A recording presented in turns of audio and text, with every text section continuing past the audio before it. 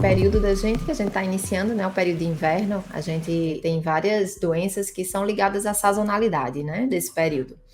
E aí entram especialmente as infecções virais do trato respiratório. E aí a gente tem a gripe, né, causada pelo vírus influenza, que a gente tem uma sintomatologia muito mais exuberante, moleza, dor no corpo, né, aquela sensação de quebradeira no corpo, febre. A gente tem os resfriados comuns, que são causados por N tipos de vírus, mas em especial o rinovírus, o adenovírus, o vírus sincicial respiratório, que são vírus que comprometem, a princípio, a mucosa respiratória do trato superior. E aí a gente entra no trato inferior, né? As pneumonias, de uma forma geral, tanto virais quanto bacterianas. E a gente entra nos processos alérgicos, que se exacerbam muito nesse contexto de sazonalidade que a gente vive, nesse contexto de inverno.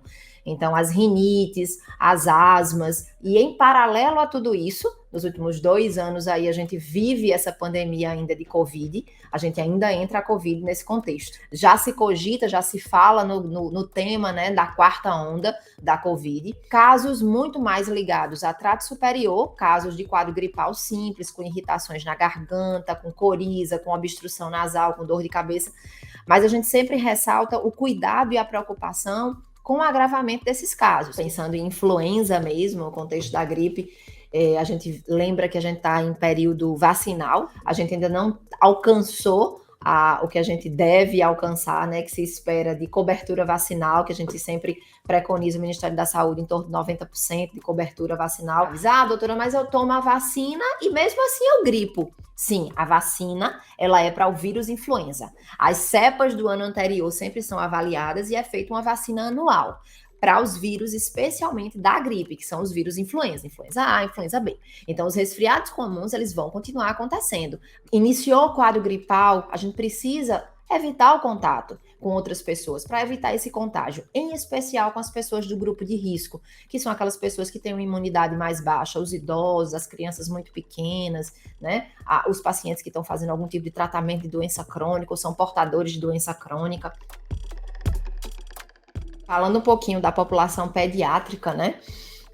A gente vive um contexto ainda de superlotação dos hospitais, infelizmente, com fila de UTI, né? Inclusive com superlotação, seja em hospitais públicos quanto hospitais privados, especialmente relacionados às doenças respiratórias.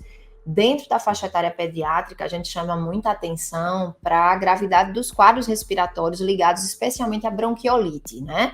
Que é uma doença que compromete as vias aéreas inferiores, começa como um simples quadro gripal mesmo, um resfriado comum, e pode levar à insuficiência respiratória. Então, é um quadro grave. Nesse contexto da pandemia do Covid, a gente viveu um período de isolamento, né? E as crianças não fugiram desse isolamento. Então, aquilo que habitualmente se fazia de descer, de brincar, de a criança ter contato cedo com outras crianças, isso tudo faz parte do sistema de maturação do sistema imunológico da gente na primeira infância.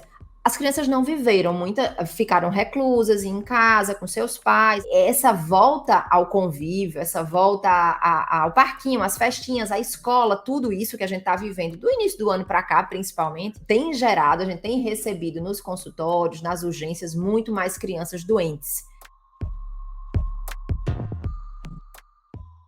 Uma coisa que a gente ressalta sempre, e no campo da otorrinolaringologia mais ainda, é a lavagem nasal com soro fisiológico. Então, sorinho fisiológico com seringa, lavagenzinha 2 a 3 vezes no dia, independente de eu estar obstruído, independente de eu estar encatarrado. Por quê? Porque eu vou fazer uma limpeza mecânica e o meu primeiro filtro ali é o filtro nasal. A lavagem de mãos, a gente ressalta sempre, né? Com atenção, com cuidado, sempre rotineira. Um outro ponto importante é esse evitar ambientes aglomerados e fechados, especialmente nesse período do ano, que a gente tem uma tendência maior a aglomerar pela chuva, pelo frio que acontece. Então, há uma tendência maior de aglomeração e a gente sabe que a aglomeração é igual a maior contágio.